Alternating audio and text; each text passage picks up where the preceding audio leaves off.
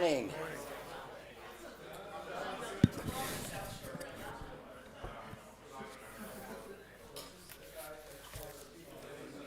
Morning.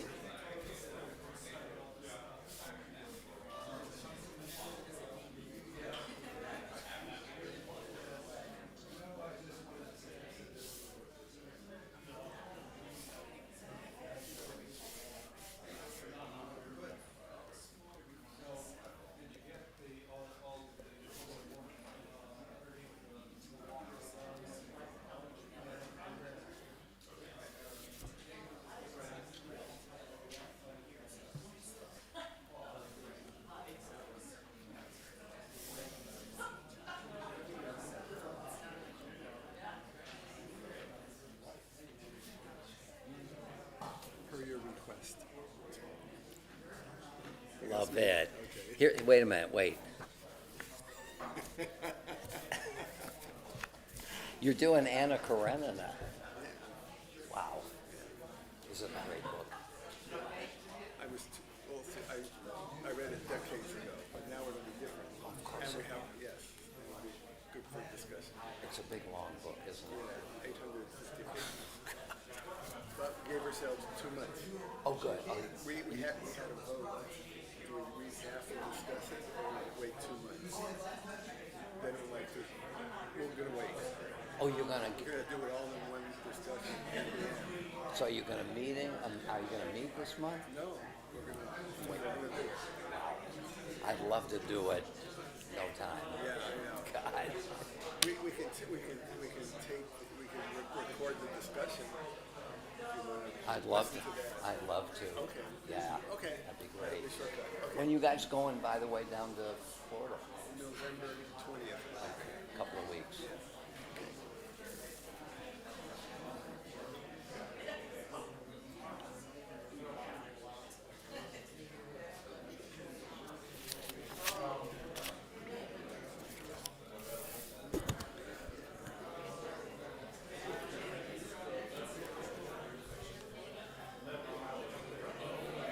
How are you? Good, thanks. Good morning, everybody. Shabbat Shalom.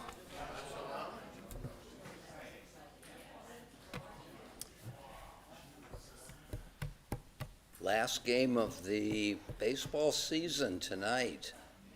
Yeah, wow, Game 7. Yike. I went to bed before it was over, but this guy Yamamoto, did anybody watch the game last night and see that pitcher? Oh my God. I'm sorry? He's a professional. Oh, is he ever? He only wins 6 innings. Yeah, not good. But I'll tell you, the ball just all of a sudden drops off the table. Gosh. Anyway, good to see everybody. I thought it might be useful every week just to review what's going on here at Mishkan or over the next the week or so. So tomorrow at 3 o'clock, the Cleveland Cantors concert. Cantor Sebo and Cantor Lappin, Cantor Sager, and others in Cleveland, doesn't mention them here. Special performance supports the Magen David Adom, Israel's National Emergency Medical Service. So aside from being wonderful music by great singers, it also supports a very important project. So that's tomorrow at 3 o'clock. The last I looked, there were only 100 seats left. You have to go online to register. So I think we'll have a full house. Monday afternoon, I will continue the Jewish thinkers, modern Jewish political thinkers series, 4 o'clock, right in this room, 4 to 5:30. We've looked at the medieval Judaism just as a background for modernity. Then we spent a couple of weeks on, I want to say, Spinoza. Very, very tough, very important, of course. And we're now working on Moses Mendelssohn, a very important figure in German Jewry and the beginnings of modernity. Monday, we'll continue and conclude Mendelssohn and then turn to Samson Raphael Hirsch, also a very important thinker in terms of modernity. Wednesday evening, this Wednesday, beginning at 7 o'clock, Rabbi Molbaum and I are going to begin a new series on, what's his name, his book, Noah Feldman's new book, To Be a Jew Today. And we're going to think about Jewish identity in the modern world. So that's at 7 o'clock. We're going to be doing this once a month. Also, Wednesday the 5th in the morning, 9 o'clock, Zoom learning with Rabbi Caruso, 10-week course titled Judaism is About Love. And they will study Rabbi Shai Held's groundbreaking book, Judaism is About Love, Reclaiming the Heart of Jewish Life. Okay, so, and looking ahead a little bit, Sunday, November 16th at 2 o'clock, a program with the title Rabbi's Silver, Celebrating a Legacy. I'm not sure everybody here knows that the American Jewish Archives has recently digitized all the papers of Rabbi Abba Hillel Silver and Rabbi Daniel Jeremy Silver. They're all online. It's quite a formidable project, and we're going to celebrate the rollout of that Sunday at 2 o'clock, Sunday the 16th. Susanna Heschel will be here, and she and I will do a little bit on looking at some important excerpts from that digitization. So that's Sunday the 16th at 2 o'clock right here. I hope that you will come. It's really a major undertaking and a great culmination of a project. Okay, a lot going on. Let me thank Cindy Dettelbach for our bagels this morning, sponsoring bagels, and Nancy and Russell Ben-Gia picked the bagels up. How nice. I'm sorry? They were heavy, yeah. It's burdensome, but look, somebody has to do it. So thank you very much. And we're back up on live streams, so welcome to live streamers. We were off for several months, but now we're back. So glad to have you. And as always, if you have questions or comments, you can always send them to me by text or by email, and I'll try to get back to you. Okay. And I have here a gift from Russell and Nancy. Repeat questions for streamers. Okay. And it's sitting right here. And that's I've had it before and ignored it. Okay. Not good. So I'm going to try to repeat the questions. Okay, blessing. Baruch atah Adonai Eloheinu melech haolam asher kidshanu b'mitzvotav v'tzivanu la'asok b'divrei Torah. We praise you, Lord, our God, sovereign of the universe, who sanctifies us through God's commandments, enjoining upon us the obligation to immerse ourselves in words of Torah. Amen. Okay, we are now beginning the saga of Abraham and his and Sarai's descendants. So the portion Lech Lecha begins in chapter 12. I want to go back a little bit and lead up to this very crucial moment. So, I am missing one page in my Tanakh, and it happens to be chapter 11. All right. Who can look? Thank you so much. Okay. Pages fall out. Okay. So we've looked at the Tower of Babel story, and we have seen that these people tried to storm the heavens to build a ziggurat up to the heavens. And they say here, in verse 4 of chapter 11, and they said, "Come, let us build us a city with a tower, and a tower with its top in the sky, to make a name for ourselves." So they're going to create their own reputation and, in a way, their own conquest, what it is they've been able to accomplish. And verse 5, the Lord came down to look at the city and tower that man had built, and he said, "If as one people with one language for all, this is how they have begun to act, then nothing that they may propose to do will be out of their reach." Human beings wanting to build a tower to the sky, in a sense to storm the heavens.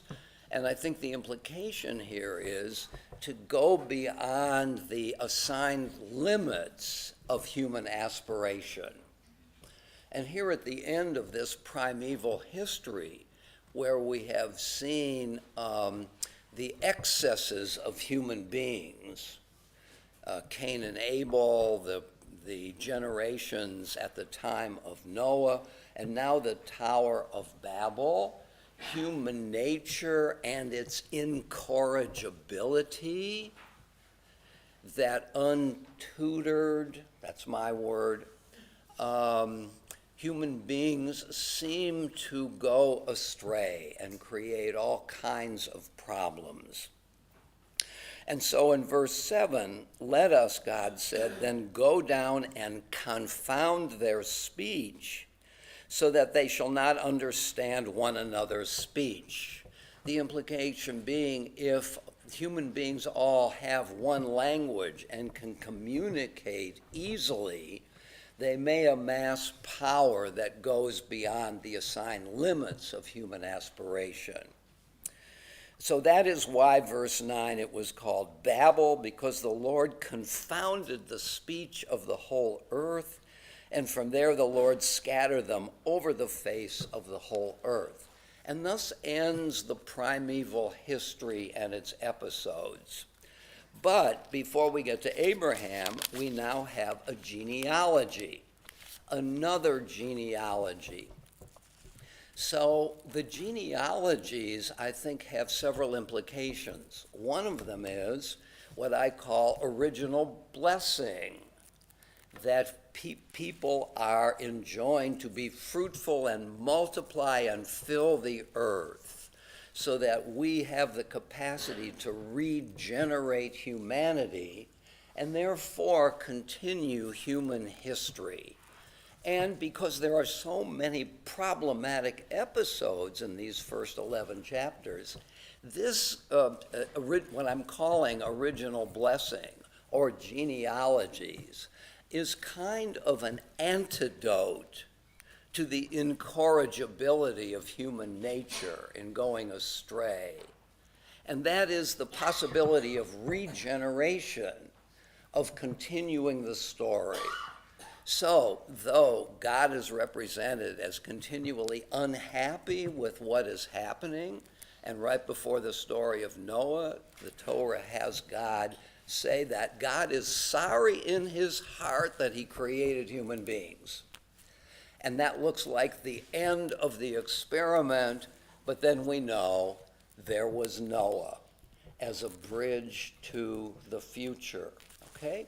So now, at the end of this final episode of the primeval history, by primeval I mean, in biblical terms, before the call of Abraham, which is a brand new beginning, we have another genealogy. God is unhappy, but the history of humanity continues. This is the line of Shem. Shem is one of Noah's sons. And Shem was 100 years old when he begot Arpachshad, and so on and so on. Verse 12, when Arpachshad had lived 35 years, he begat Shelach. Verse 14, when Shelach had lived 30 years, he begot Aver. 16, Aver. 18, Peleg.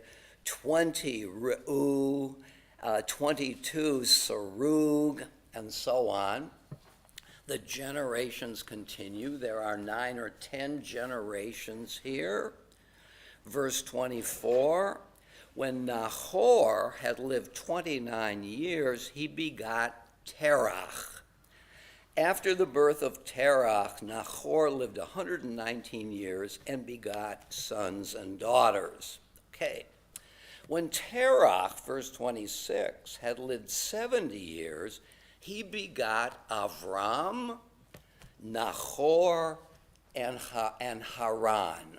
Okay. There's also a place with the name Haran, but in Hebrew different. The individual is with a hey, Haran. The place, Haran, is with a chet, okay? So it looks like the same word in Hebrew. It isn't. It's a minor point, but it can be confusing. So now we arrive at the generation before Abraham. When Terach had lived 70 years, he begot Avram, Nahor, and Haran. Now notice 27. This is the line of Terach. And I'm looking for the Hebrew. Ela Toldot. Anybody see it? What verse? 27. Yeah, good. The Ela Toldot Terach. So this is a formula that is used when a new beginning emerges in biblical religion.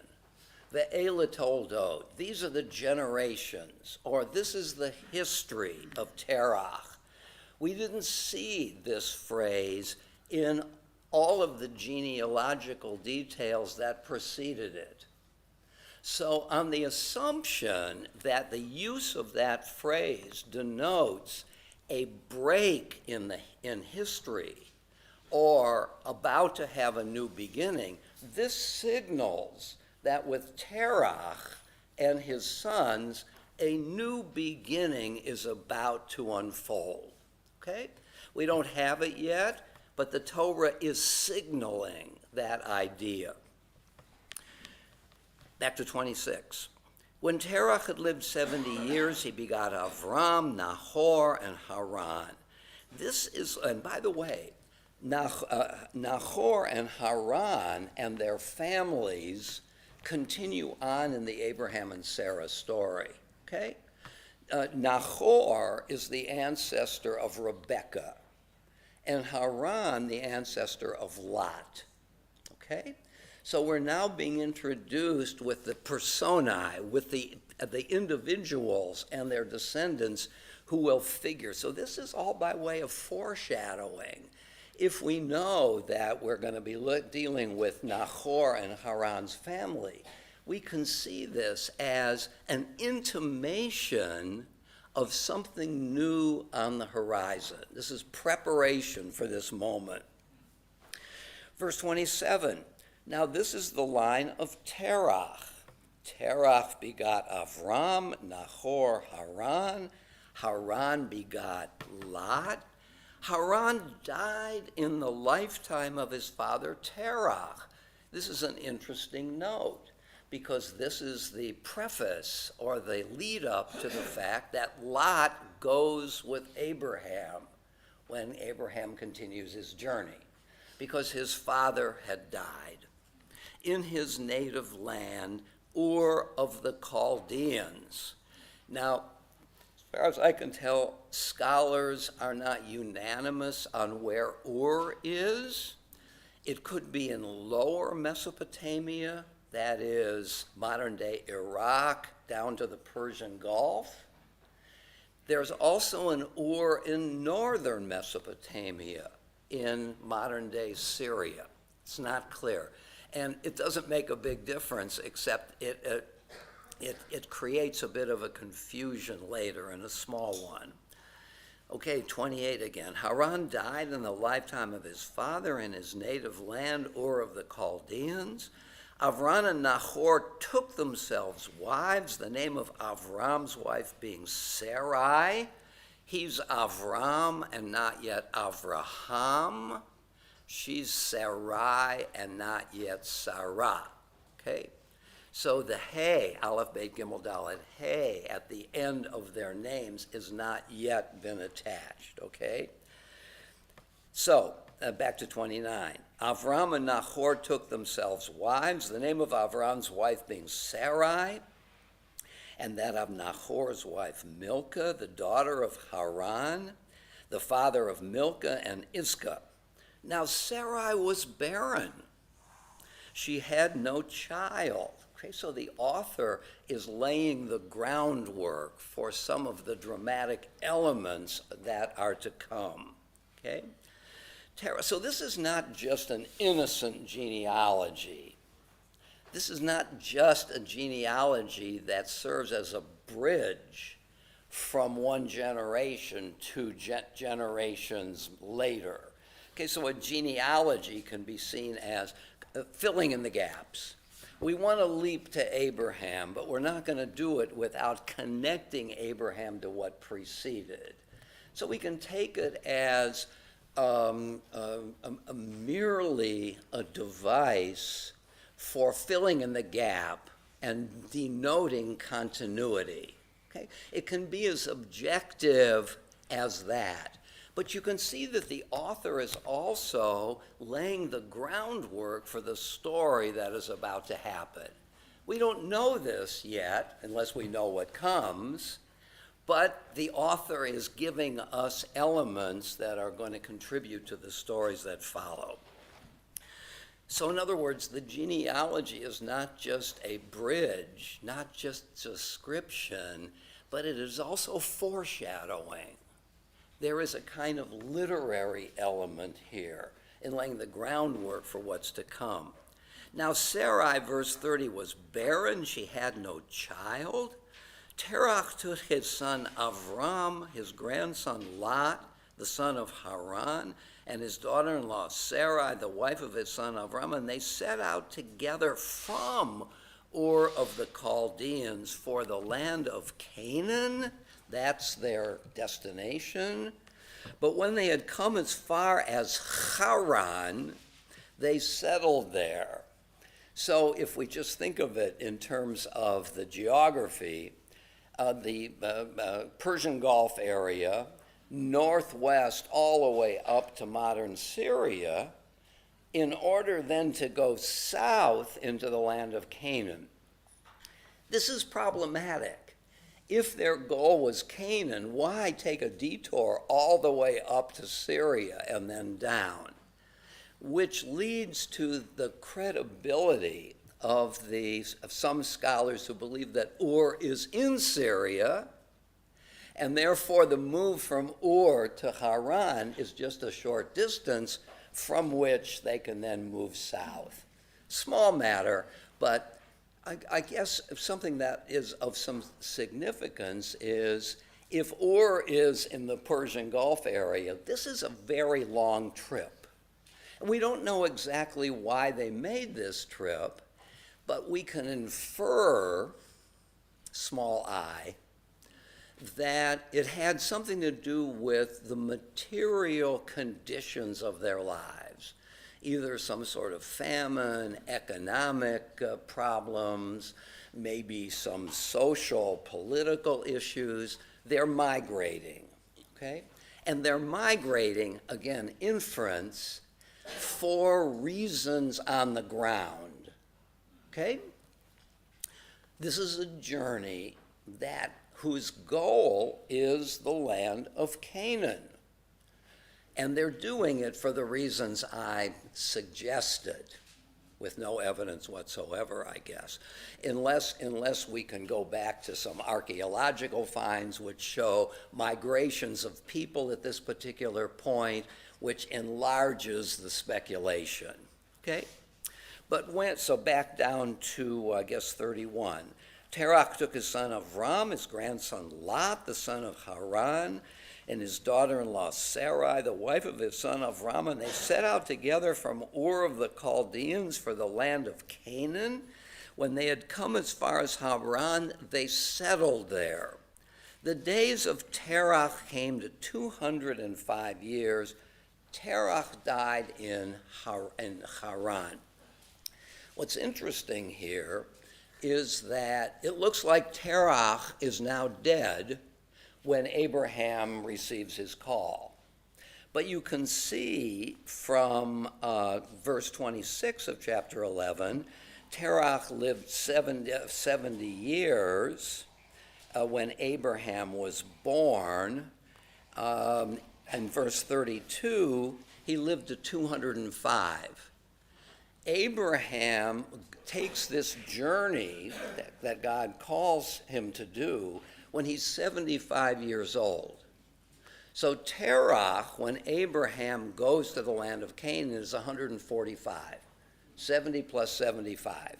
And he dies at 205. So though it says here Terach died, he hasn't died yet. He will live into Abraham's life another 60 years, which leads some of the Midrashim to wonder why Abraham didn't communicate with his father all those years. There's no evidence that he did. Small point. But the genealogies sometimes yield some interesting data. Okay? So, Jim?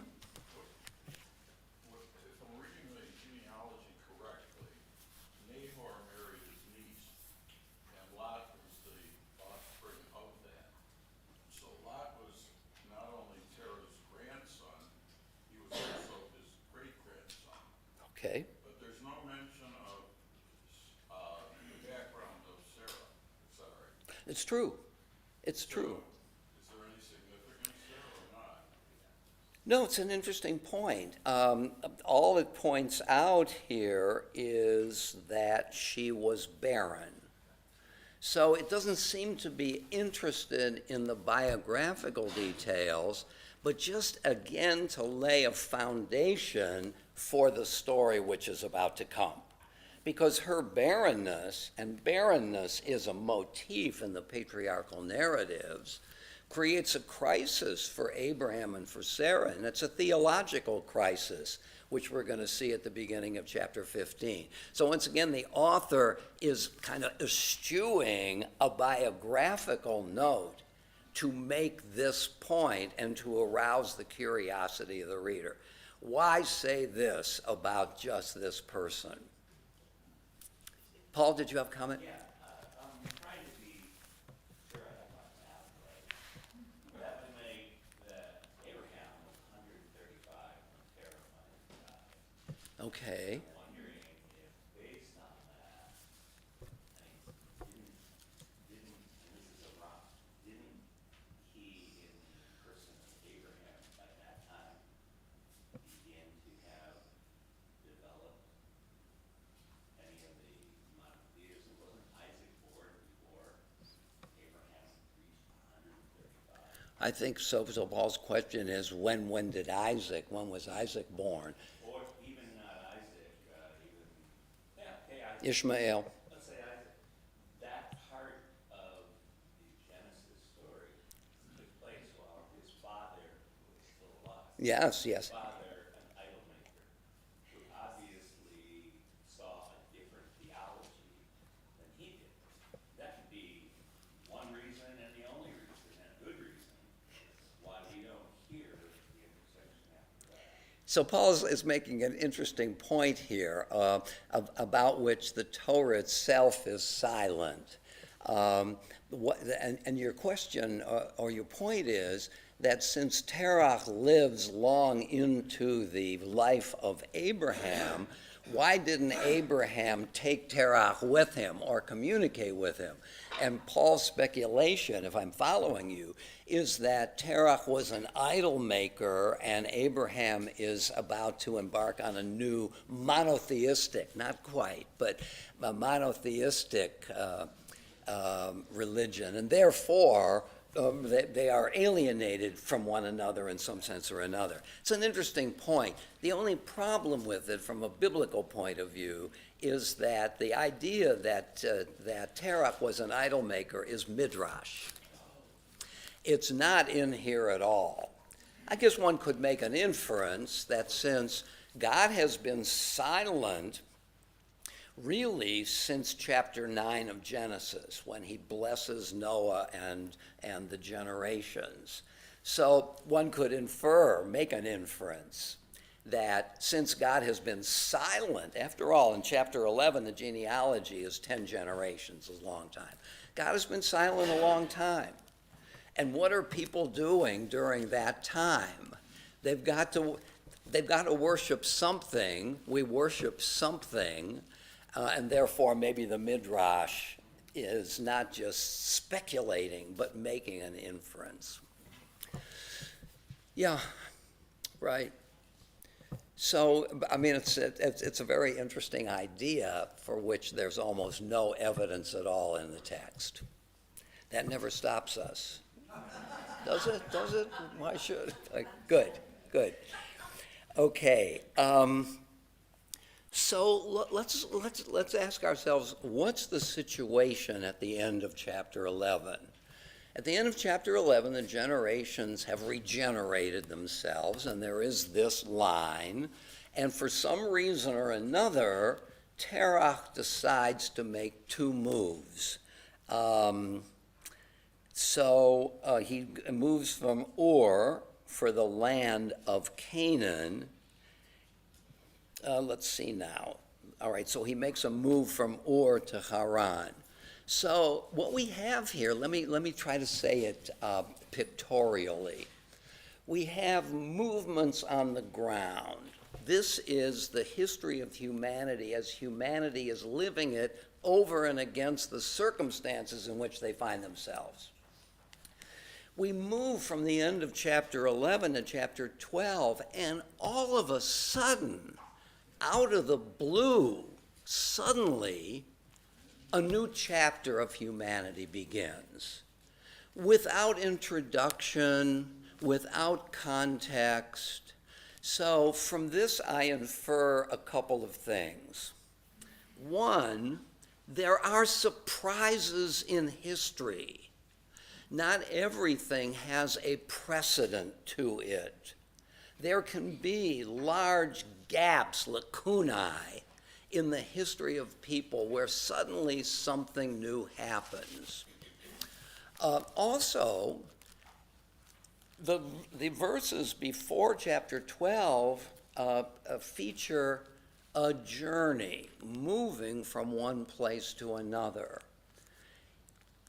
I think it's a useful, if not a cogent inference to say that Abraham is thinking about his journey in social, material, economic terms. The call from God may be a way of transforming the meaning of the journey. Abraham thought he was just moving from place to place with his father and his wife. But in fact, a new journey was underway, which is only revealed to Abraham at a certain point. In other words, just to draw an inference here, as we continue or make moves in our lives and think we know why we're doing it, why do we take a particular job? Why do we move to a particular place? Because the job has advantages for us. We're not so happy in our previous job. And we see in the paper that there are openings. And there's openings in Ames, Iowa, and in Norfolk, Virginia, and in Cleveland, Ohio. Let me do some investigation about what's going on in each of those cities. What's the quality of life there? I'm interested in sports. Do they have sports teams? How's the weather?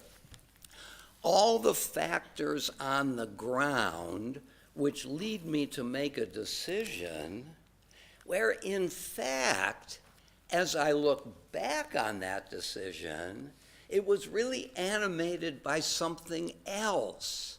I was on a journey of which I was unaware. And I don't become cognizant of it until after the fact. In other words, when we make certain moves in our lives, what are the reasons? What are the causes? And we don't often know exactly, except in retrospect, why it is we really did what we were going to do. Okay?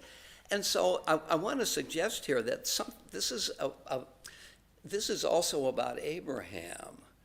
He was journeying. And when he gets to chapter 12, the journey continues. I want to suggest it is a new journey, but it can be understood as well as the meaning of the journey he was always on, which only became something he was aware of as the journey continued. Something like that. I like to see the idea of continuity here, as well as some discontinuity. There is discontinuity. God comes out of God's onlyness. Again, God hadn't spoken to human beings since chapter 9 of Genesis. All those subsequent chapters, God is meditating God's self. Chapter 11 about the Tower of Babel.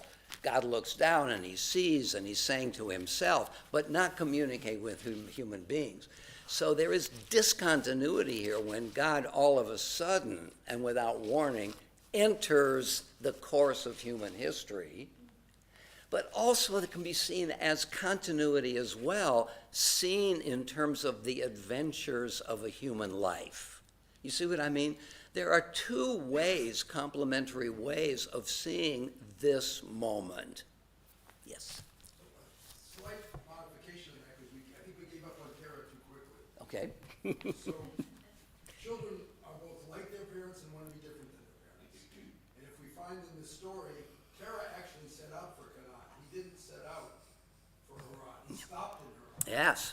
So it's always struck me that the beginning of monotheism actually started with Terah. He sort of began to suspect it, maybe in an interaction with Avram, and maybe Avram in the idol shop convinced him a little bit. But sometimes the parents can't go as far as the children. So the parents stopped in Haran, and Abraham continued on to Canaan, where the parents couldn't quite get there. We see that in our children.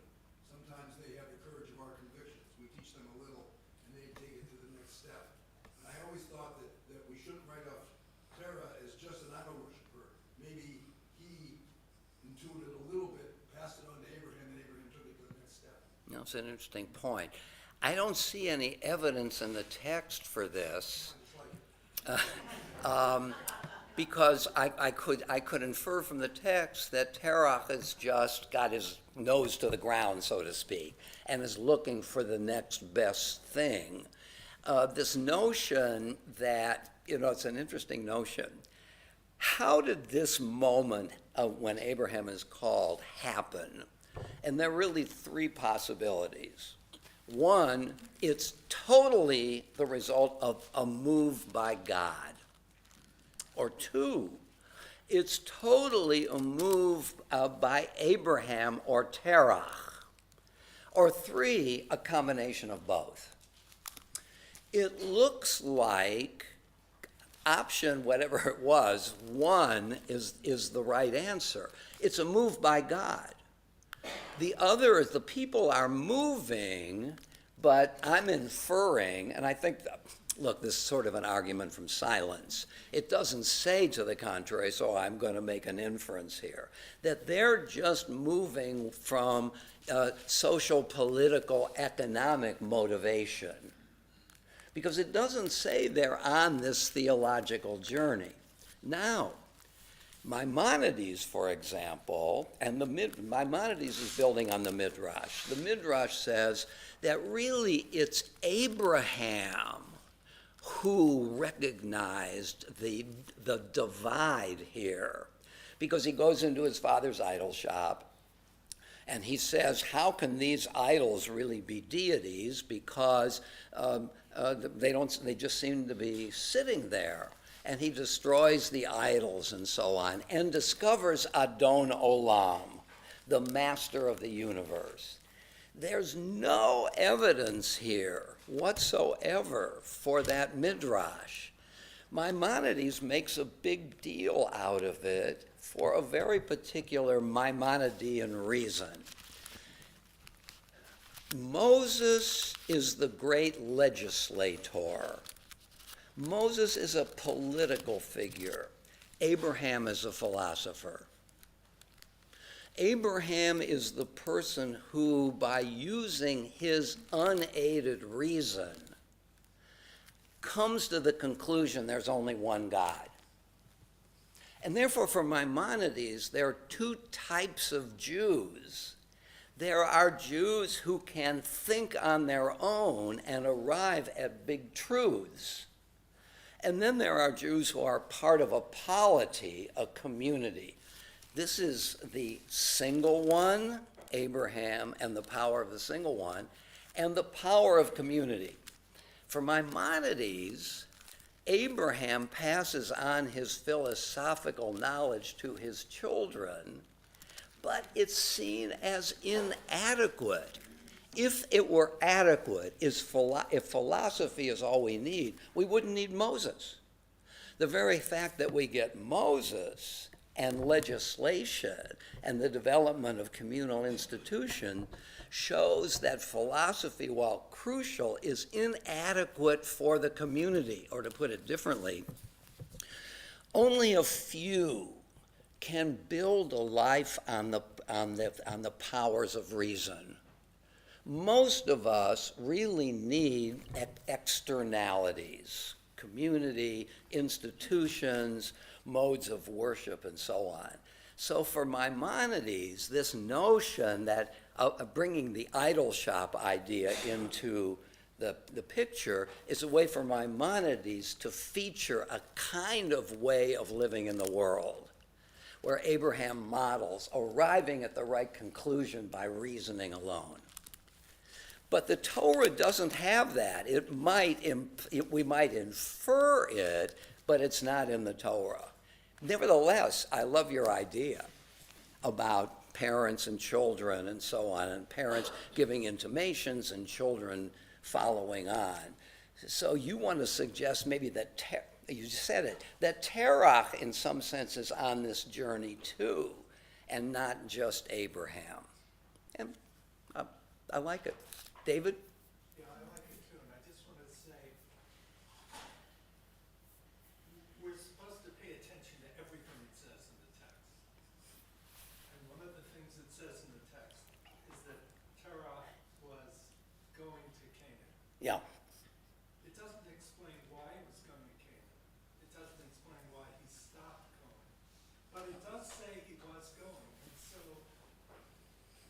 we are presumably supposed to infer something from that. And I think the argument that he was beginning the journey that ended up following Okay, so Dave. justified in the text by that little tidbit. Good, good. So David's point is, I'm trying to acknowledge this, is that since Terach is on the way to Canaan, he very well may have an intimation about what this journey is about, and therefore being on the same kind of journey as Abraham is. Yeah, yeah. How do I know that that's not right? I think it's some evidence. Yeah, my problem with it is, and it's a kind of a poetic problem, and that is, I love the idea of what journey are we on when we move from one thing to another in our lives, whether physically or emotionally. And oftentimes we're on a journey, the awareness of which does not occur to us until after we've made it. So I would, my own view would be, again, no more grounded than yours, is that yes, he's on the journey to Canaan, but for material economic reasons, and if he had gone to Canaan, Canaan, he would have come to the conclusion that Abraham did. So I see it as somewhat ambiguous. You see it as an intimation. And I think both have some power to them. And I'll give you another tidbit from the same Good. on the same point.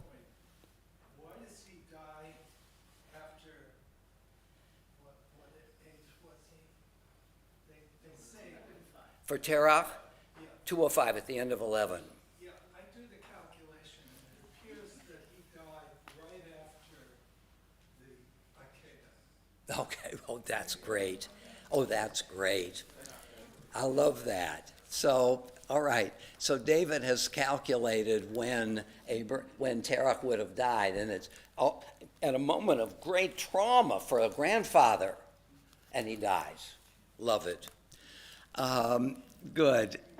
Right. This introduces the whole lovely speculations about numerology.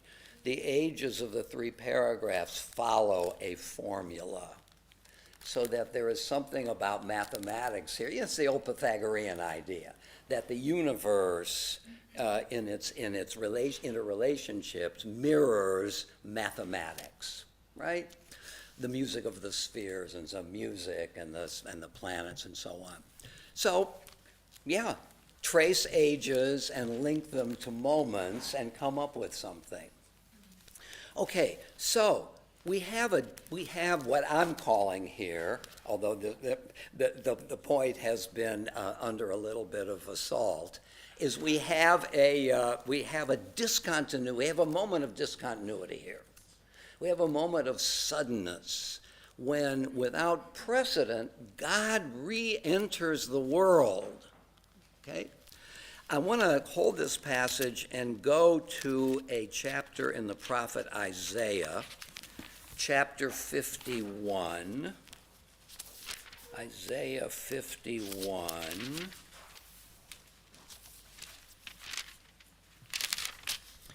When you get the page, call it out. The Jewish Publication Society Bible. 727.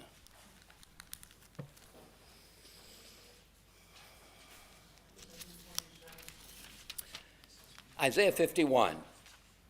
Listen to me, you who pursue justice, you who seek the Lord. Look to the rock you were hewn from, to the quarry you were dug from. Look back to Abraham, your father, and to Sarah, who brought you forth. For he was only one when I called him, but I blessed him and made him many. Truly, the Lord has comforted Zion. Okay, so Isaiah here is now comparing something about the life of the people in Babylonia, in the exile. This is in the exile, and the story of Abraham. Okay? Verse 3. Truly the Lord has comforted Zion, comforted all her ruins. He has made her wilderness like Eden.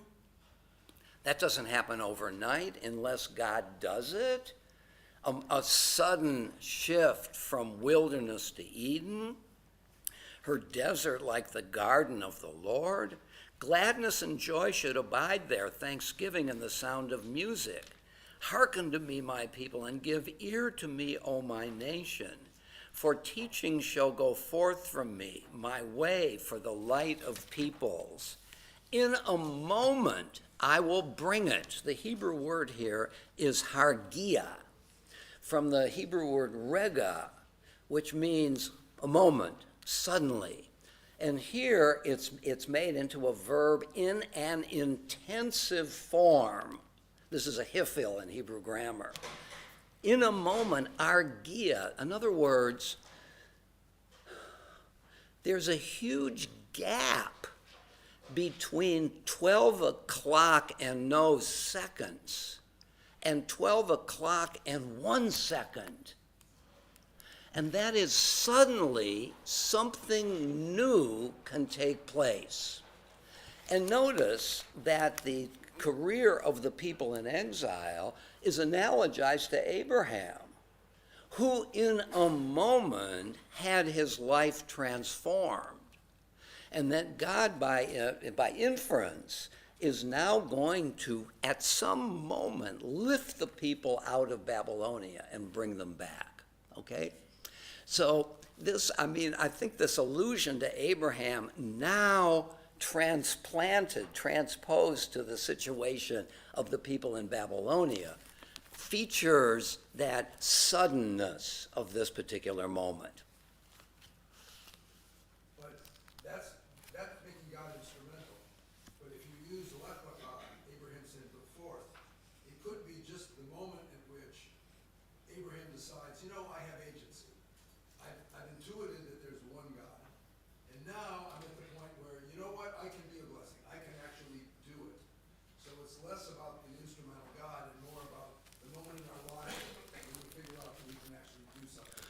And he could take the oneness of God, or the idea of echad, the idea of unity of the world, and do something about it. But that's a midrash.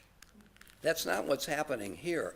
Abraham's agency in this new dynamic, I mean, he and Terach do move from place to place, but this is a moment where Abraham is sent, and the only thing Abraham does is he goes. So Abraham's move is a response to an action presented to him.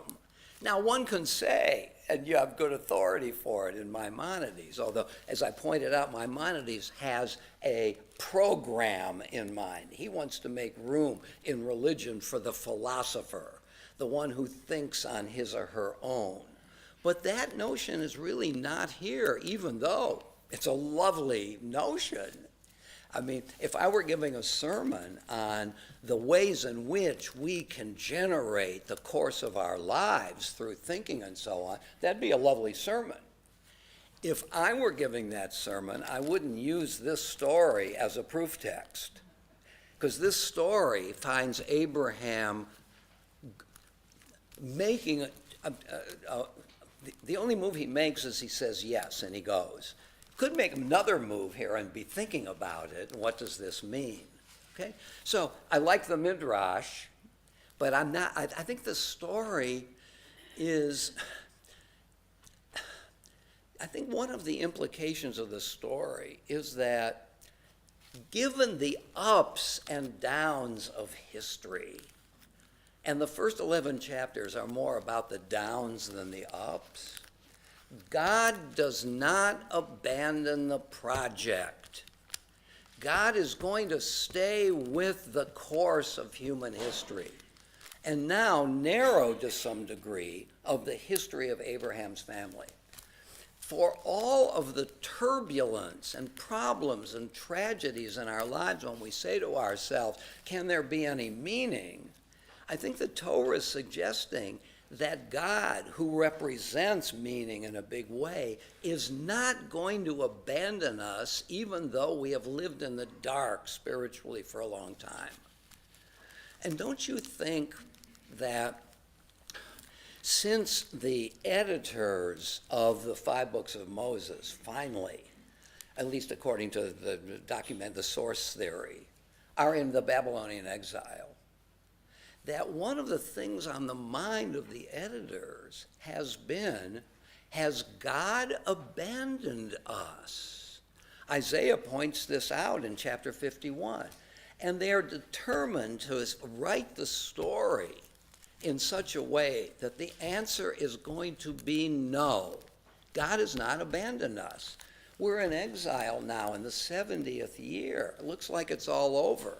Let's become Babylonians. Let's worship Marduk.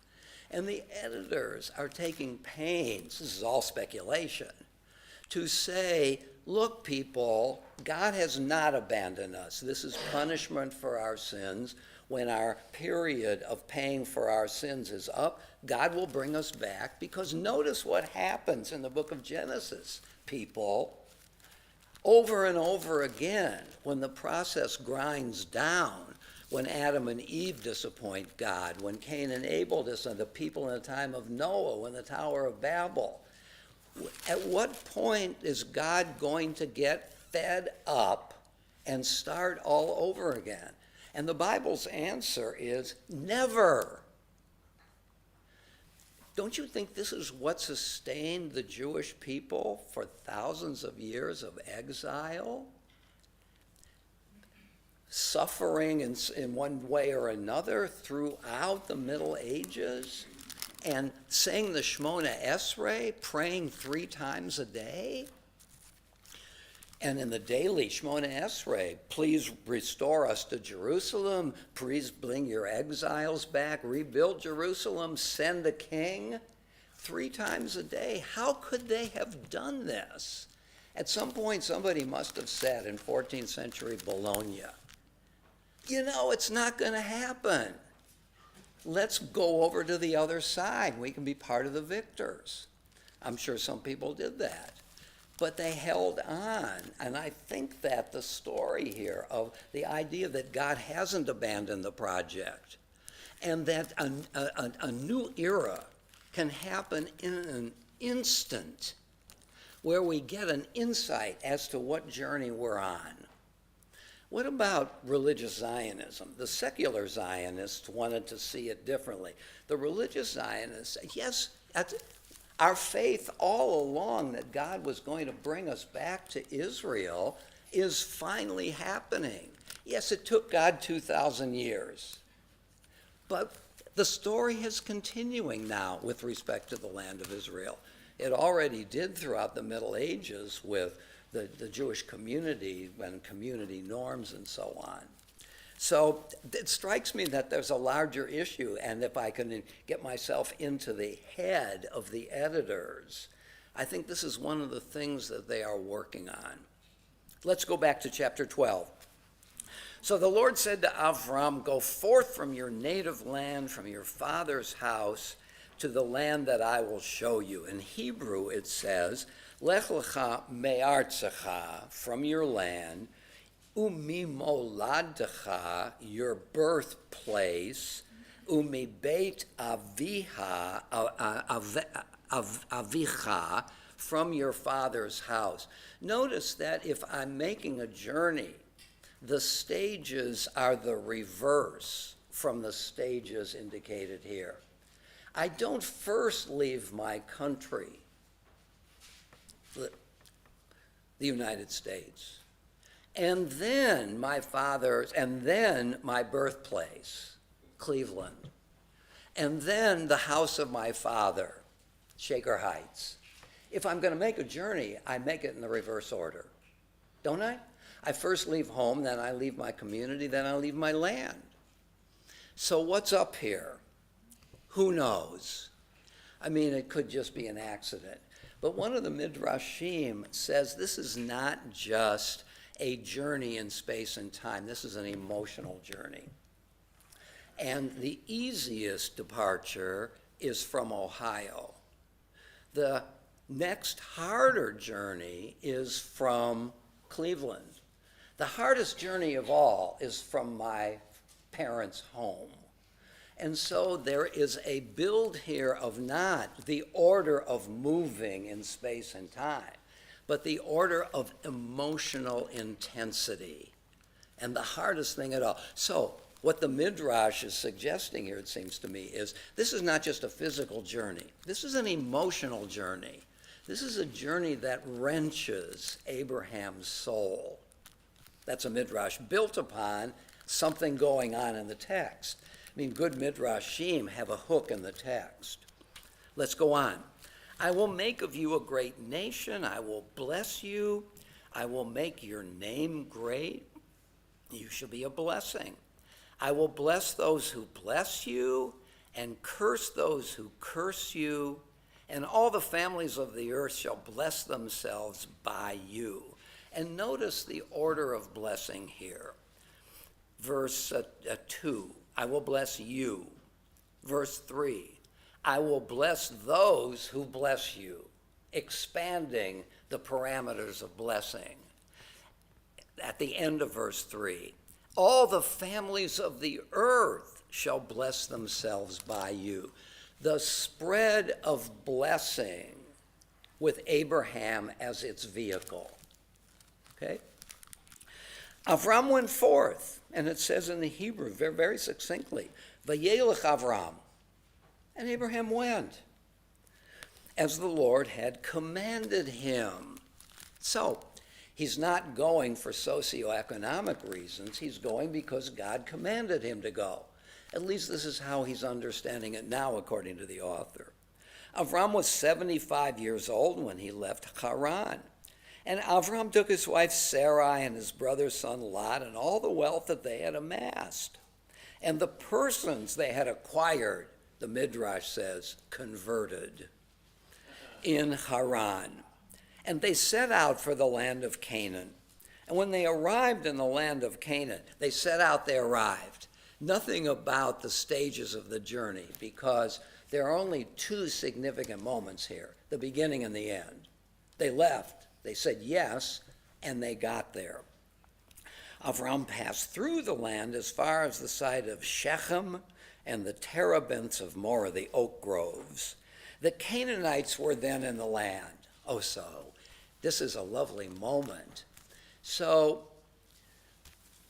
Abraham ibn Ezra, who lived, I think he was an older contemporary of Maimonides, 11th century, 12th century, says that this is a sign that Moses didn't write the whole Torah, because it says that the Canaanite was then in the land, and Ibn Ezra suggests that means then, not now.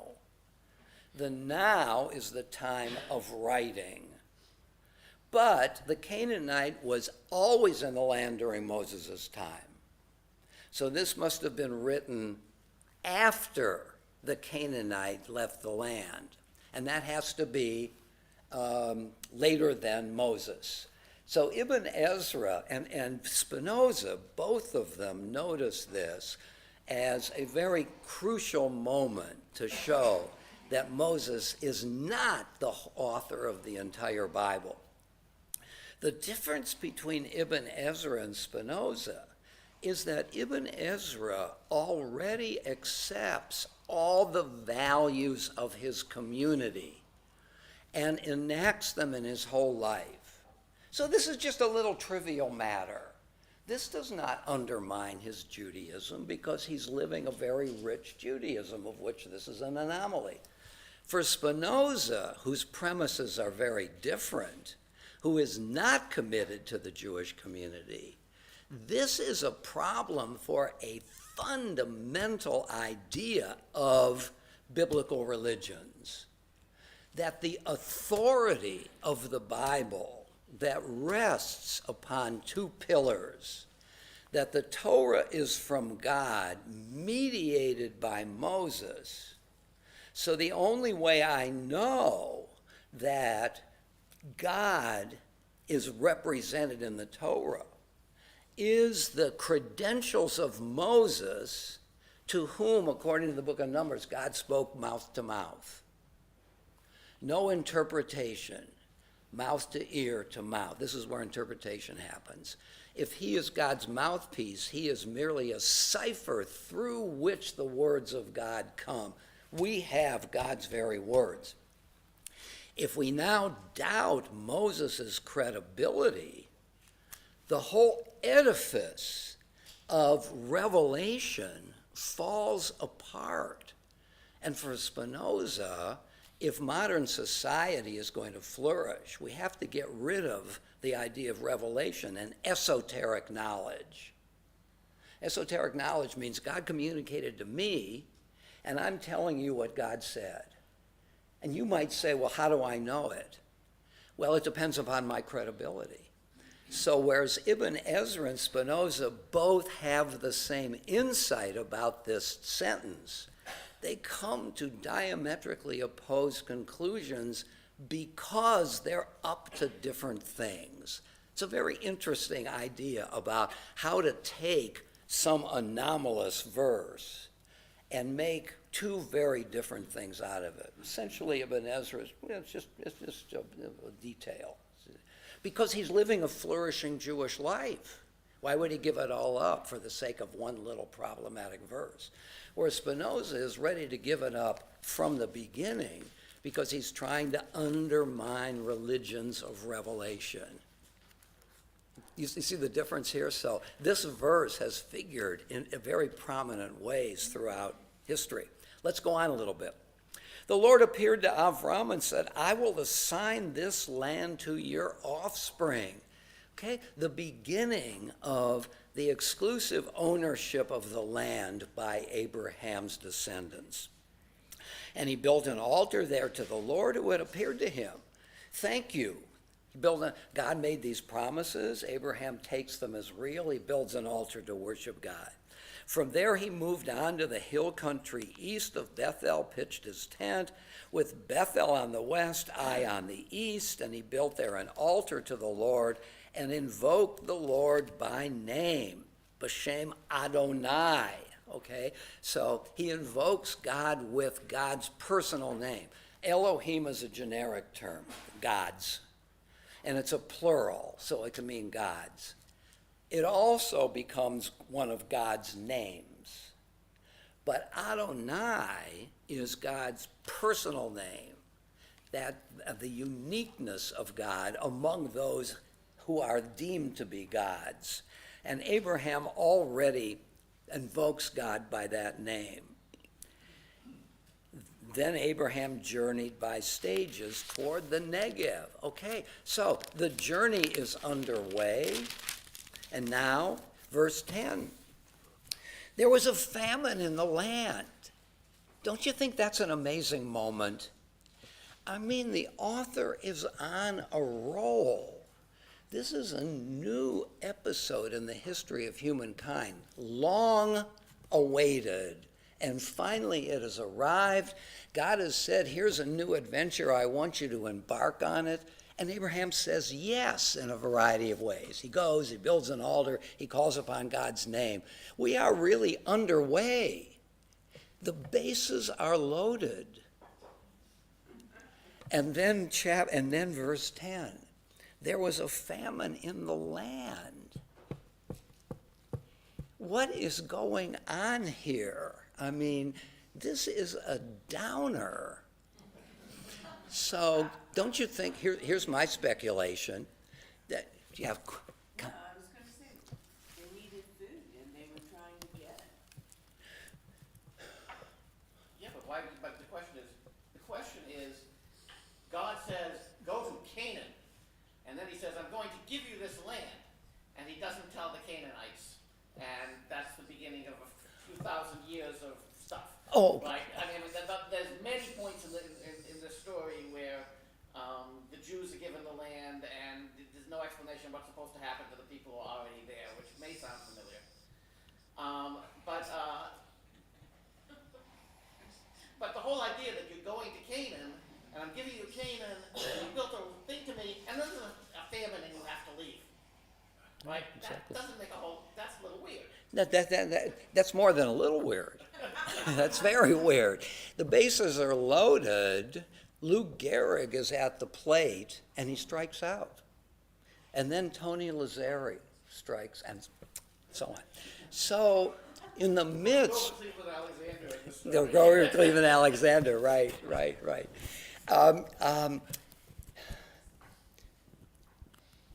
In the midst of the creation of something plentiful, that you are now going to be able to live on this land and to cultivate it and to live a life here, all of a sudden, privation enters the picture, as if to say, don't think that this is Shangri-La. The problems of life are still going to assail you, and in a certain way they're going to tempt you, because Abraham is tempted here. Okay? So I just love the way in which, after a kind of flourish of idealism, of hope, the hope is not abandoned, but it is now punctured by a deep problem. As you say, people need food. You know, it's not as if your flowers are wilting. This is one of the basic human needs, and this land to which God has sent the people, paradoxically, surprisingly, is empty of what we need to preserve life. So now Abraham is faced with a crisis. What is he going to do? If I'm Abraham, I might say, you know, God promised me this land. I trust this God. God said go. I went. I worshiped God. I'm staying here. God's going to solve this problem, because God has already showered me with promises and goodwill and so on. So Abraham's choice is to stay or to go. Verse 10. There was a famine in the land, and Avram went down to Egypt to sojourn there. Abraham leaves the land. Nachmanides, we've talked about Nachmanides before, the Ramban, Rabbi Moshe ben Nachman, whereas Maimonides is Rabbi Moshe ben Maimon, Ramban, criticizes Abraham for leaving the land. So, one of the greatest sages in the history of Judaism, of Jewish interpretation, has no problem believing the Bible's greatest or one of the greatest heroes. Abraham was wrong, he says, and he was wrong about something else in a minute. There was a famine in the land, and Avram, and by the way, Joe makes a very good point here, that this is a land given to Abraham and Abraham's seed with, is it true? I'll make a bald statement, that there's no notion of the right of another people also to live on this land or a part of this land. I say that a little gingerly, but I don't think so. So this is the biblical point of view about this issue. You know, we do talk about the twice given land. Muslims think it was also given to them. For Islam, once a land is conquered, it can never be alienated. So once you conquer Israel, the land of Israel, you can never give up your right to it, according to Islamic theology, political theology. I mean, no wonder the problem has gone on so darn long. So let's go back to something easier, the biblical text. So there was a famine in the land, and Avram went down to Egypt to sojourn there, for the famine was severe in the land. And as he was about to enter Egypt, he said to his wife Sarah, I know what a beautiful woman you are. If the Egyptians see you and think she is his wife, they will kill me and let you live.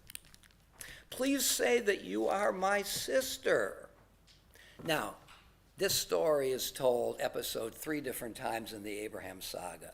In chapter 20, when it's said again, the text says, and she was his sister, the daughter of his father, but not his mother.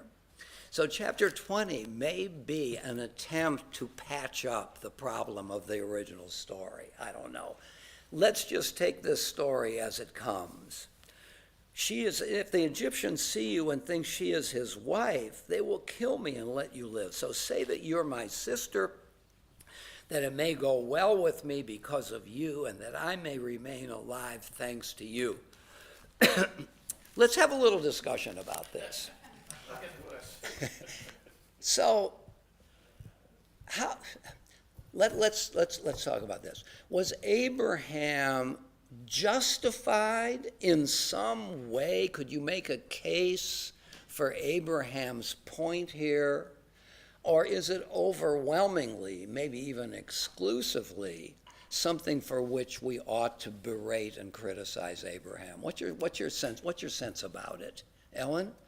Well, what he's doing is open up his wife to being part of the king's harem or whatever. And therefore, you're blaming Abraham? Yes. Okay. Abraham is wrong, according to Ellen. What? I'm trying to get some different hands here. Scott? This is kind of a stretch, but if you look at his story as kind of a harbinger of what's going to happen to the whole nation in Egypt, they left with great wealth. He's going to leave with great wealth, possibly because of this arrangement where he's rewarded for providing this Sarah to Pharaoh. Then this may be of some knowledge. You can infer that he had some knowledge of what God had intended in this, and maybe that was the plan. So Scott's point, if I understand it, we have two different ethical theories at work here.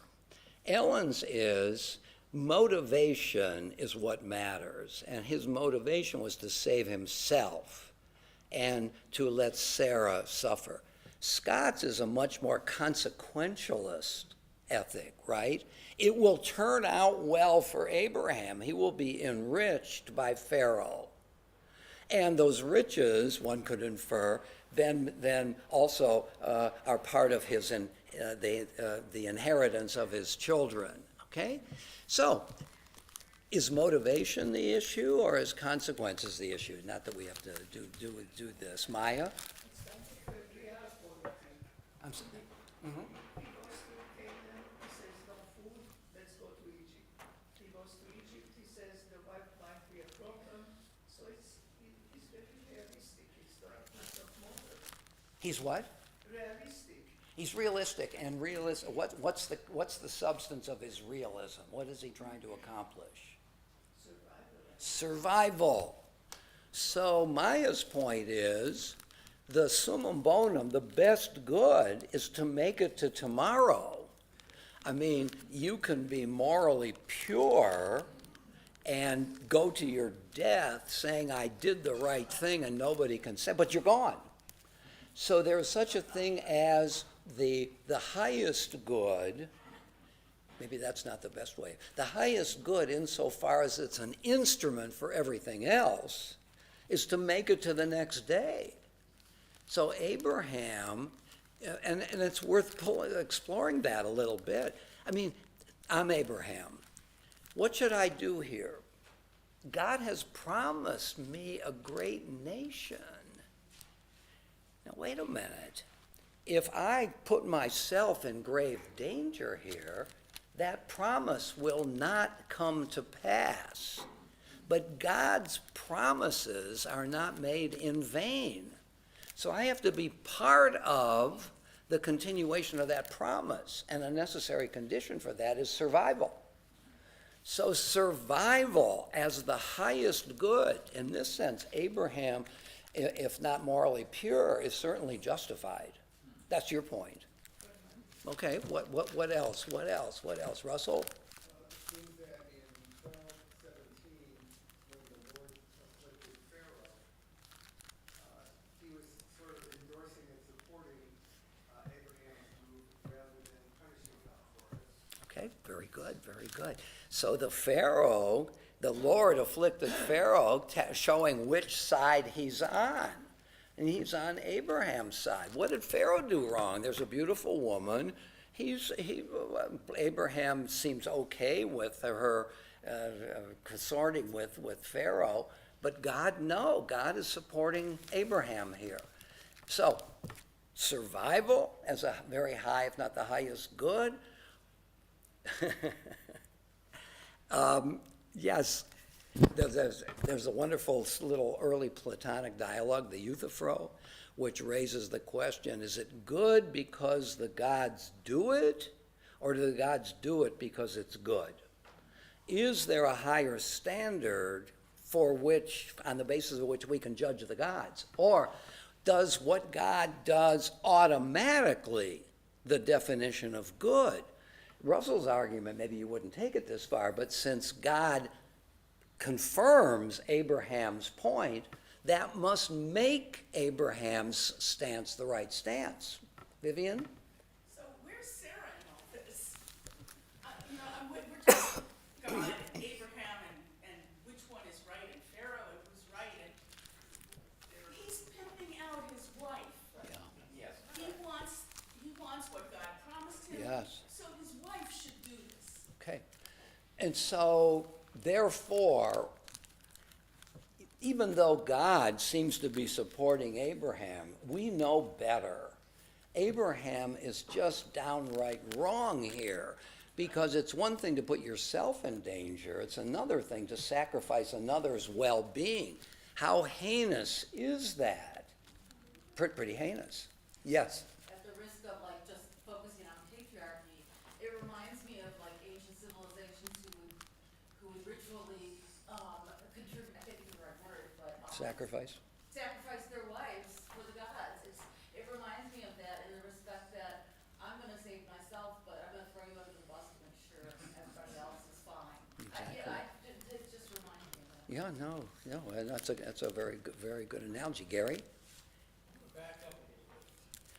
Sarah and Abraham were in where they were. They were in the Negev, that's where they were, which is part of Canaan. And why, I'm asking myself, did not God warn them about going to Egypt? Because that was the point. Everything changed. If God, what would be God's reason for warning Abraham? Because God would know what the situation could turn out to be in Egypt. And this whole next paragraph we've been talking about, the Sarai and Abraham would not have occurred, and they would have remained in the land that God promised them. Again, in Canaan. Okay, so are you blaming Abraham for going? Well, I'm in part wondering why God did not warn him about going to a different land. Well, God is not a puppeteer. I mean, Abraham is faced with a real problem here, a dilemma. So the onus falls on Abraham. But how could Abraham have known to go to Egypt? Why go to a different country where he had no knowledge of the country? Why would he have thought that he could get food in Egypt? Let's suppose in some way he knows it. Does that make his action any better? It seems to me you're driving at something here, and that is, this is Nachmanides' criticism of Abraham. That Abraham, God said to Abraham, go to the land. And Abraham didn't say, well, give me a couple of reasons. Abraham goes. Abraham is a man here of absolute faith. He's going to trust the word of God. And this is one of the ways in which we praise Abraham. Now, he's going to begin to argue with God along the way. The story gets more complicated in terms of faith and what is faith. But here, Abraham shows himself to be absolutely faithful to God. He doesn't say to God, what's going to happen to me tomorrow? And so on. So I think I'm drawing something out of your point here, that, and this is Nachmanides' point, once he had gotten to the land of, Nachmanides make a bigger point, that it's a problem to leave the land of Israel once you're there. This is an idea to his own, Nachmanides' own generations as well. But Abraham, I think you're pointing out here, has too little faith in the God in which he reposed absolute faith. Yeah. I see it that no matter which way Abraham goes, Sarah's going to end up in the same position. Why is that? He's going to be killed, and the king can take Sarah, or Sarah's the sister, and the king can marry Sarah. So she ends up with the king in either case. So his choice is: do we leave and don't go into Egypt, or do we find a way to try and make it as safe as possible for the two of us to enter the country? So Abraham, in analyzing the situation, feels that of the two alternatives, staying in the land or going, there's more to say for going than staying. Okay, so for you, Abraham is not to be criticized on the basis of some rational assessment, we infer. He makes a choice which has more to say for it, from your argument, than staying. And so Abraham did the right thing. And for, And that's the way the life was at that time. Look at David and Bathsheba, and what happened to her husband. yeah, okay, yes. The narrative shows it was very black and white. Do this, my wife, because that's what the Lord says. Yes. What about the concept, what do scholars say about if Abraham felt any guilt, and if Sarah expressed any anger towards this situation? It's an awfully good point here. I mean, not only did Abraham do dirt by his wife, the author doesn't even give her a voice. She's merely the victim of this particular situation. What did Sarah see? I would imagine later commentaries might want to give her a voice. What's this book by Phyllis Tribble, who recently died, by the way, great Bible scholar. Texts of Terror is her book. And it's on assaults on women who are not given a voice in the Torah. You remember Jephthah? Jephthah's the guy who says to God, if you give me victory, I will kill the first thing that comes out of my house when I get home. And it's his daughter. And he says to her, I don't have a choice. I made this pledge to God. Wow. Well, how monstrous can you be? Jordan. This is not only pragmatic and survival, where both would be in trouble or only one, but we have lots of examples of acts that we don't approve of. Rebecca pulling a ruse on a half-blind man because she knows who is going to be the one to make the Jewish people continue. So it's not only his survival, but it's the survival of the Jewish people. Because if he's killed, there's not going to be any Jewish people. So the hero here is the author who knows what's at stake and has Abraham say something that may be problematic in the limited sense, but in a broader sense, I mean, we're looking at there are consequences and consequences. One of the problems with utilitarianism is, when are all the consequences in? So it's hard to make an absolute judgment. So Jordan is saying, look, we can analyze it, this situation, literally in the text, but what about further implications of it?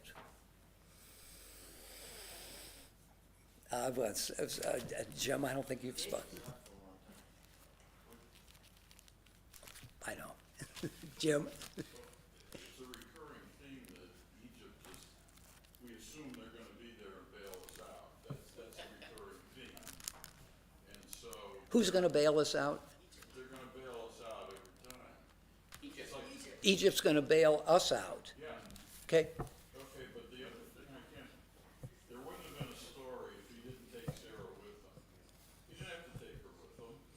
He could have just gone and asked for some help, but there'd be no story. And no moral dilemma. Yeah, but it's interesting that Egypt's always there, no matter what turmoil's going on. Well, we're out of food, let's go to Egypt. Later, let's go to Egypt, but somehow later on in the story, Egypt's the worst thing on earth. Yeah. And later on, the story says, God said, don't ever go back to Egypt again, Yeah. which can mean one of two things. Don't go back literally, don't bring Egyptian tyranny into your polity. But Egypt becomes a place, having been frequented, don't go back there. David? You know, it seems to me that we're spending all our time talking about Abram, and we ought to be talking about Sarah. Okay. And another way of looking at this story is to say it's a story about Sarah.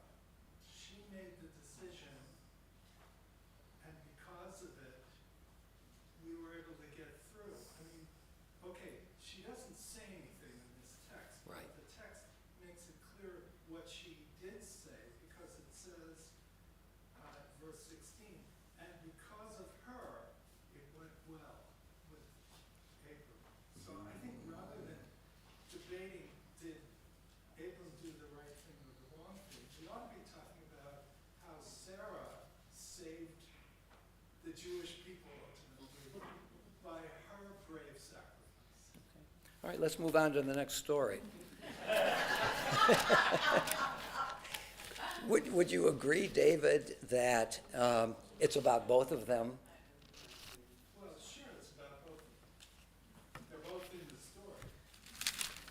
But I mean, if we're trying to make a judgment, a character judgment, and I'm not sure why we want to do that, but if we're going to make a character judgment, we ought to make a character judgment about Sarah, because she's the one who really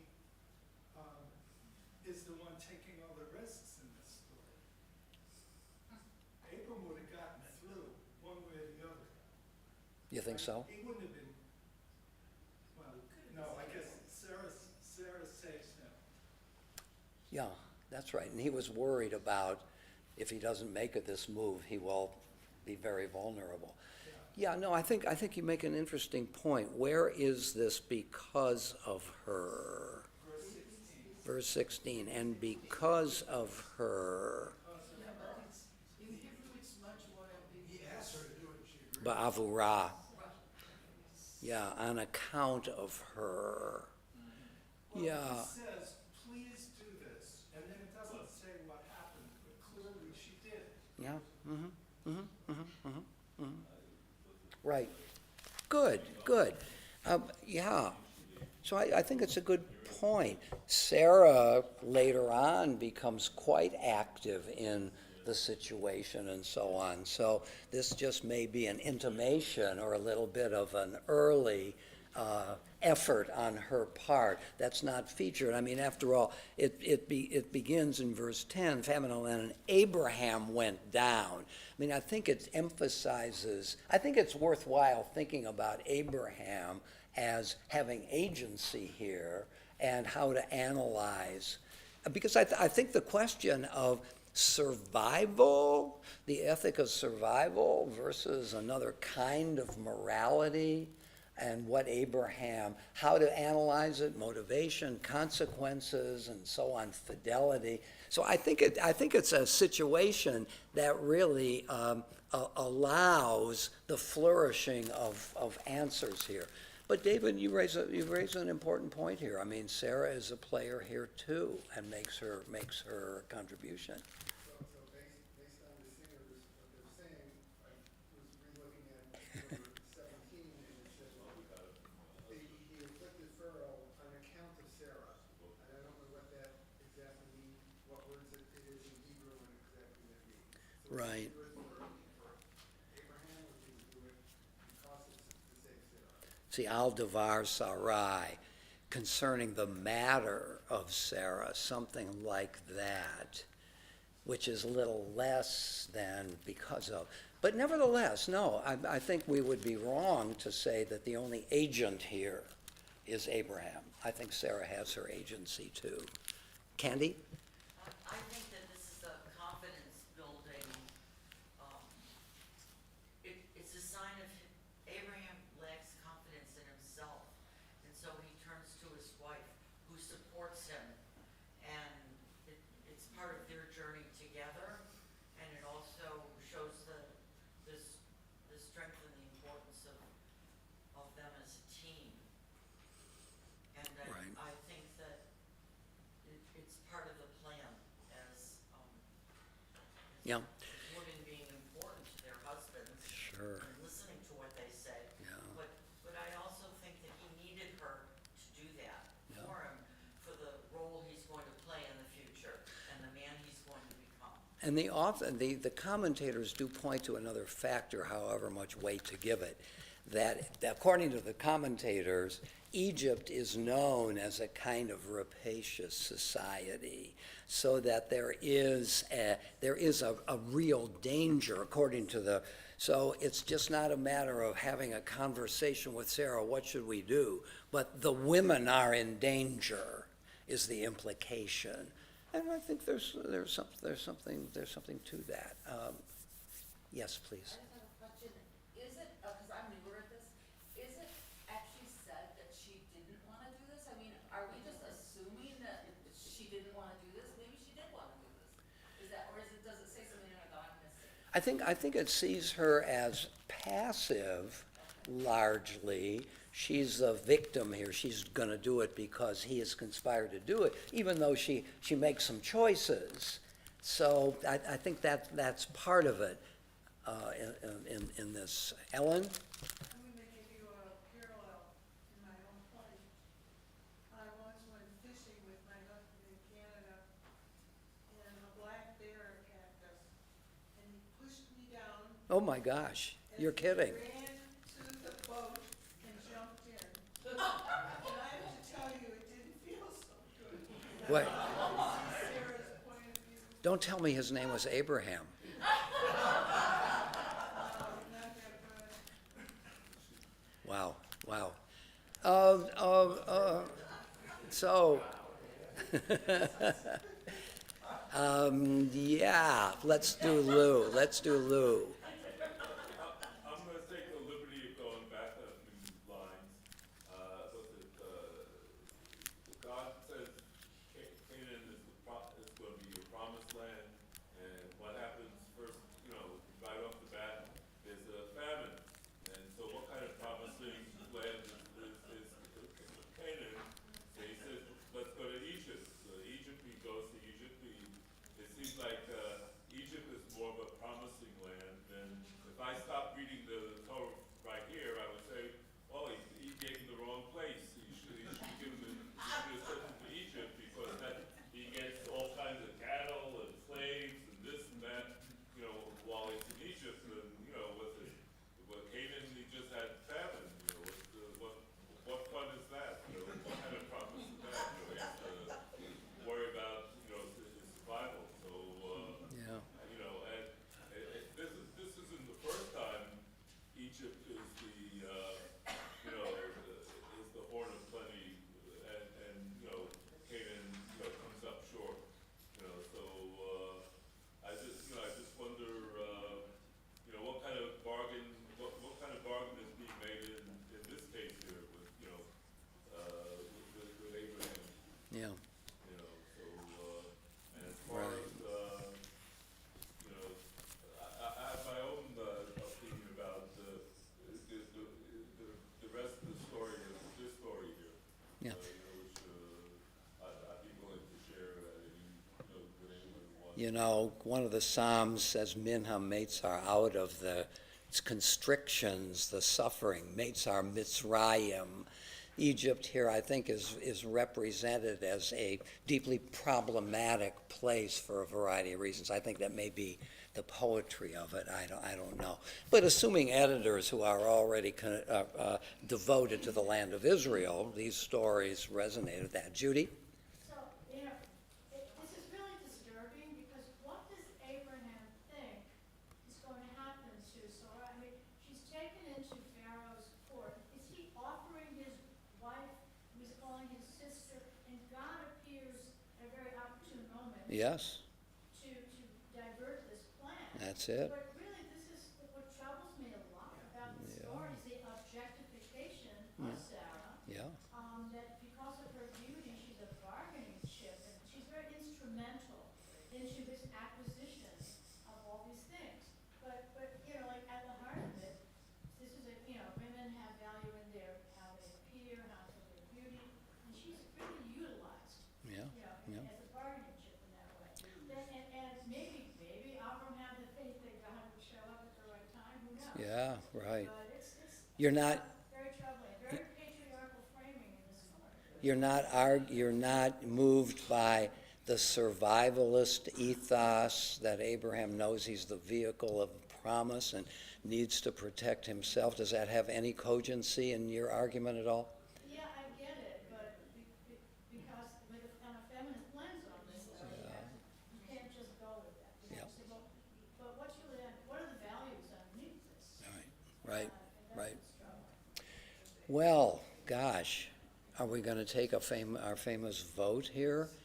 Joe? Well, there's an Esther story here, because if you read 16, and because of it, or it went well with Abram, he says after that, he acquired sheep, oxen. In other words, they were down there as beggars. Yeah. What was she doing with Pharaoh that caused Abraham to get wealthy?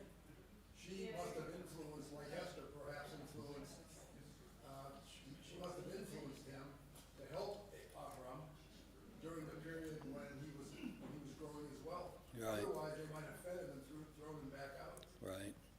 Well, Joe raises the point about Esther and some of the later books, even the Bible, Rebecca, Rachel, and so on, Zipporah, that those stories may be antidotes, posed as giving another view of the importance, the power of women over against these stories where the woman has much less agency, not to say none. So the Torah, the Tanakh, does raise these heroic stories. I'm not sure what that means here, actually. Yeah. Okay, Vivian, then, Just one more point, Yeah. which is, what was the plan for getting her out? Abraham could take all that stuff and leave, but how was she ever gonna get out of Pharaoh's house? yeah. Well, God Well, took care of that. yeah, God took care of that, that's right. So Abraham had a dilemma, and God saved him. All right, Scott, and then I think we'll stop here, yeah. I agree certainly with both Judy and Vivian that this is very problematic in his treatment of Sarah. But before we portray her as entirely innocent of this type of thing. Okay. And she even has a lesson voice, by the way, in the next encounter. He just says it when she's my sister. But not too long after this, she's sort of gonna do the same thing to Hagar. She says, hey, you know what? Why don't you sleep with her? And you don't hear Hagar's voice there either. You don't hear her saying, hey. No, it's true. It's true. That's a little bit of a different thing. He says to Abraham, sleep with Hagar because she's barren, and she recognizes that the promise needs to go on. So she takes kind of emergency action. Yeah, but that's true. Hagar is a victim there, that's for sure. Although she's the parent of the Ishmaelites. Okay, let's take a quick vote. Let's have three options here. You think Abraham is justified? You think Abraham is not justified? You don't want to vote. Because if it's just yes or no, that doesn't leave room for those who are either puzzled or don't think this is as huge an issue as we've made it, and so on. All right, so how many think that Abraham is... So, let me reframe it. Justification and not justification doesn't mean without remainder. You may feel on the whole Abraham is justified, even though you've got a few problems with it. You may feel that he's not, though he's got a point or two, okay? So this doesn't have to be absolute. How many think Abraham was justified? You need a third point, you need a third answer. What's the third? Well, because he asked her and she did it, so the third has to be, do you think she had agency? Okay, let's I don't okay. think it's about Abraham. Because we got 4 questions here. Anybody want to offer yet a 5th question? Okay. How many think that Abraham is justified? Okay. Very good. Raise your hands again, just for the heck of it. Okay. 1, 2, 3, 4, 5. I'm sort of in that camp, frankly. How many think that he is not justified? Okay. How many don't want to vote about this? A lot of people. How many think that Sarah had agency here? I hope she did. Okay, all right, okay, very good, very good. What's the 5th option? All of the above. How many would like, if you think hard about it, that you want the Blue Jays to win tonight? Okay. A robust conversation. We'll continue next week. Shabbat Shalom. Maya, thank you very much. That one chapter.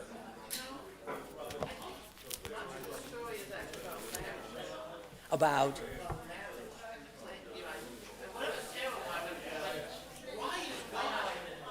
Punishing Pharaoh. And in the story, God punishing Pharaoh because Pharaoh violated the vows. Okay, right?